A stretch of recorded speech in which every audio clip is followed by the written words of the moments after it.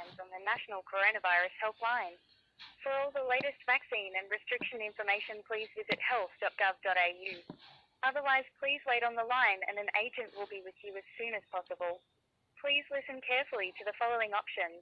For the latest COVID-19 restrictions and travel advice, press 1. For vaccine inquiries, press 2.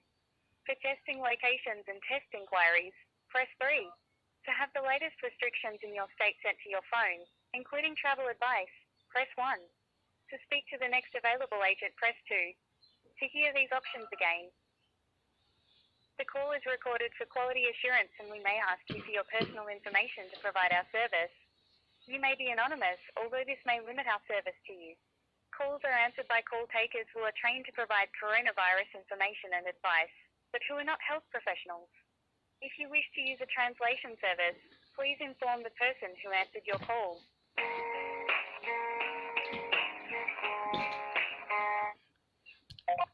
Good morning, National Coronavirus Helpline. This is Prem. May I start with the name, please? Tony.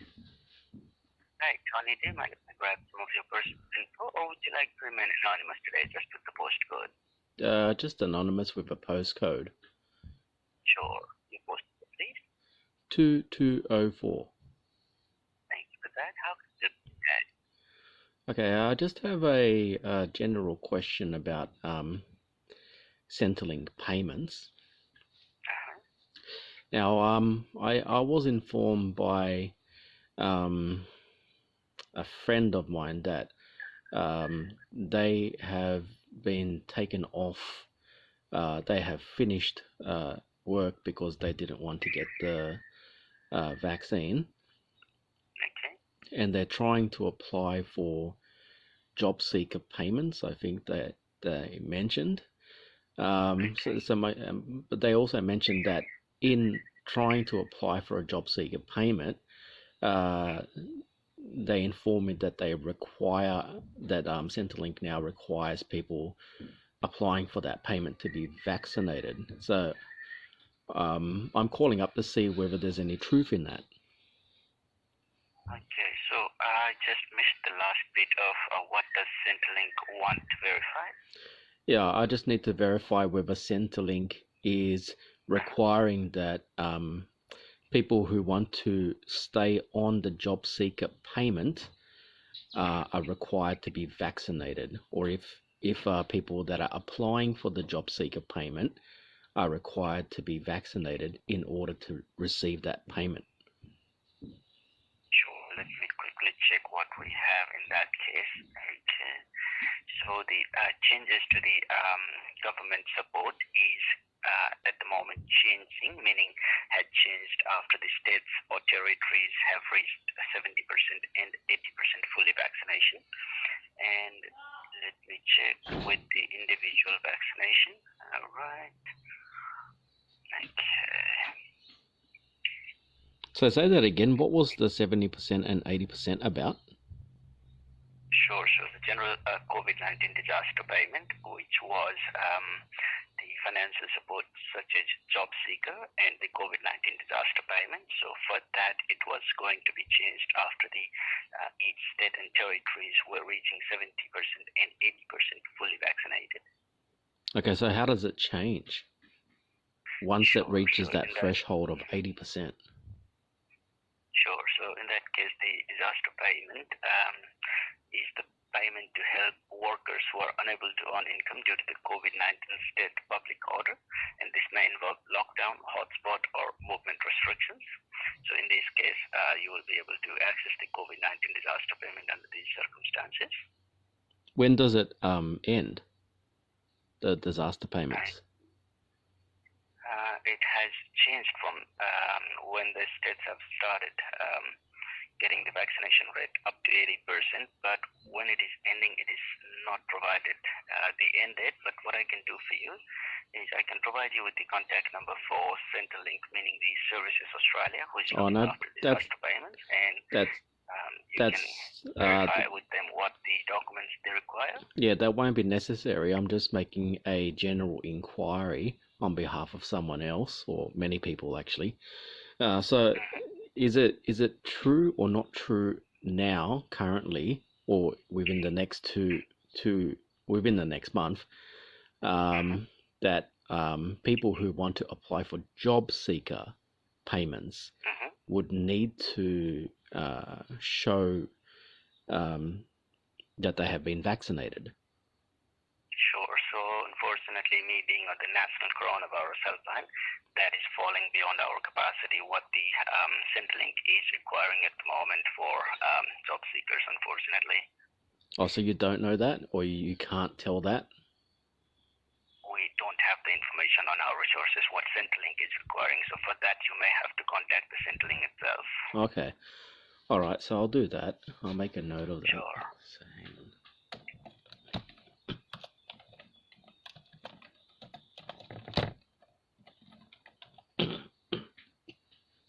Okay, so my second, sorry, yes, sure. Yeah, my second inquiry, is that if I wanted to know if there is a federal vaccine mandate or a law that compels Australian citizens to be vaccinated. So, is there a federal vaccine mandate? In relation to any business or going into any business or working, or is it general or generally for the general population vaccination? Sorry, say that again. Sure. So will this be in relation to as an employee at certain industry or as a general population in Australia? So if I can clarify that, so we're talking about Australians. So compels Australians to be vaccinated. So that would be people that wouldn't be businesses. That would just be Australian citizens. So is there a federal law or a vaccine mandate on the federal level that compels Australians to be vaccinated? Sure. So with the general information that I have for general population, it says getting a vaccine is voluntary, but there may be restrictions or less easing of the restrictions for the unvaccinated and more easing of the restrictions for fully vaccinated. But getting a vaccine is voluntary at the moment in Australia. When you mentioned that there will be easing of restrictions, are we talking about federal restrictions or state restrictions? What can you clarify State that? Restrictions. So state restrictions. So how does that work when we are talking about federal law?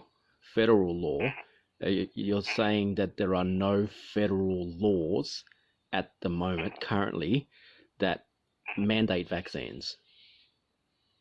Sure. So at the moment, generally for general population, apart from the employees where certain businesses do require them to have a vaccine, apart from that, the general population, it says getting a vaccine is voluntary, but Australian government currently is encouraging everyone to be vaccinated as soon as they're eligible. Okay, so when you say apart from, so you're saying there is no, it's voluntary, apart from businesses and this and that.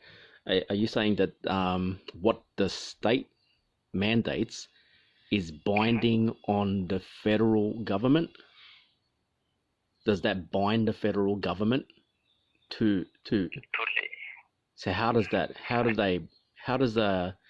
does something that gets mandated in New South Wales, only New South Wales or only Victoria, bind the Australian government if you can have essential workers in New South Wales that are deemed essential workers only in New South Wales, but they will not be deemed essential workers in another state? So how does that work?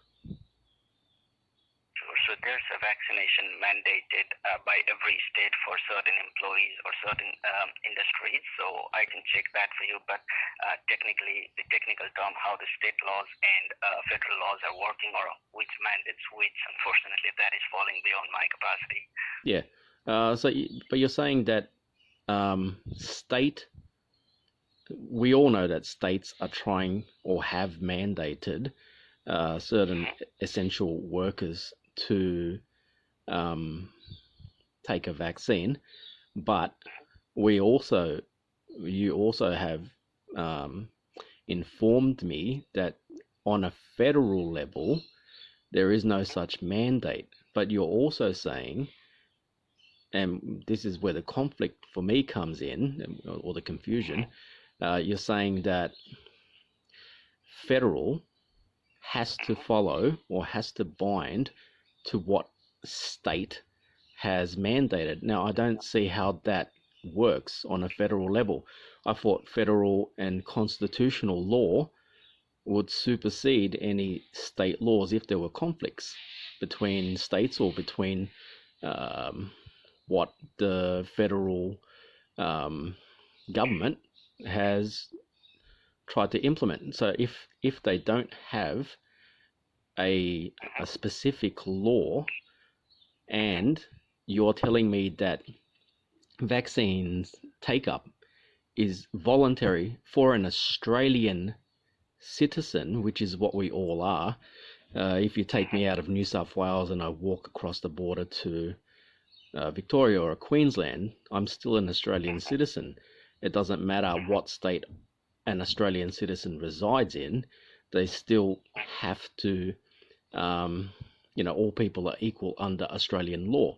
So how does that work in the context of federal law, when you're saying that state law that mandates something has to be followed by us, the federal government, even when there are conflicts between states about what is essential and not? Absolutely, I totally get your point, but that I don't have answer to that, meaning I don't have the capacity to answer that or with the resources that I have. But generally, there is a specific law such as state or territory public health orders that requires an employee or employee to be vaccinated in that case. But how it is going to be affecting or which one overrides which one, that is unfortunately beyond my capacity. So for that technical issues, you may have to consult somebody with the technical knowledge on the laws working in the country. We will do. Just one final question. So just to run an example by you and to get some input on where this Australian citizen would stand with their rights. If one state, let's just say New South Wales, deems me an essential worker, but another state, or any state you want to think of, doesn't deem me an essential worker. So one state says that I'm an essential worker, I need to get vaccinated, but another state in Australia doesn't deem my work essential, and so that state is not requiring me to get vaccinated. But I'm not in that state, but I want to be. So if I would like to continue to work in the state that does not discriminate or deprive an Australian citizen of their livelihood, but the state borders are closed. So what rights does an Australian citizen have who seeks to travel to remove themselves from the offending state that discriminates and arbitrarily detains that Australian citizen? So what rights does the Australian citizen have, he's Australian or she, to cross a border between states where the state that they are trying to travel into does not discriminate against their livelihood? So sure.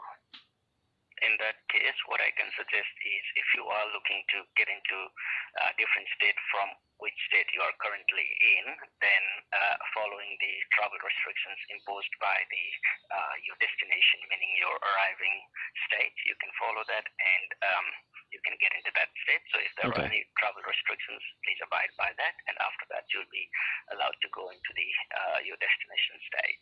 Okay, so is Western Australia currently allowing citizens in or not? Let me quickly have a look. Okay, Western Australia. Sure. So there is a controlled interstate border arrangements for Western Australia. So if you're coming in from Northern Territory, South Australia, Tasmania, and Queensland, so these are the very low risk jurisdictions for the travel purposes of Western Australia. And for ACT, they are considered as medium risk jurisdiction, and New South Wales high risk jurisdiction, and for Victoria, that is considered as extreme risk jurisdiction for the travel purposes to Western Australia. Okay, so I have a question. Are there any states that are not allowing people within their borders to get out of those state borders? So are there any states that are locking Australian citizens into that state currently? Sorry, I quite didn't understand the question. Do you mean if you're in a certain state and you're not being allowed to leave the state? Yeah, just like Australia had a ban on international travel where you can't leave Australia, is there any state now currently that is banning the exit of Australian citizens from that state? Sure, I can't find any such restrictions leaving your state to get into other states if you abide by the other states' travel restrictions. Okay, so there's only inward bound restrictions into a state, but not to leave a state. Yes, absolutely. I can't find any restrictions for you to leave a certain state if you abide with the restrictions that are imposed by your destination state. Okay, good. So I think that solves one of the questions that I had. All right, so those are all my questions for today. Thanks for your time. No worries. Anything else I could help? No, those are it. Sure. Have a good day. Bye-bye. All right, you too. Have a good day.